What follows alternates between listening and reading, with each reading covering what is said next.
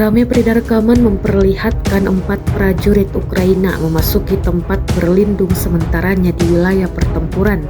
Satu persatu prajurit tampak memasuki kandang mereka. Rekamannya beredar di Telegram pada Senin 22 April 2024. Usai menduduki benteng tersebut dalam hitungan detik, militer Rusia melancarkan aksinya.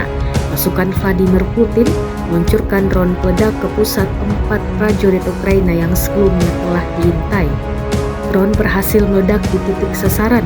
Dalam keterangan unggahan disebutkan, pasukan Rusia sukses menghancurkan kru UAV Ukraina menggunakan drone FPV. Rekamannya pun menuai berbagai komentar dari warganet.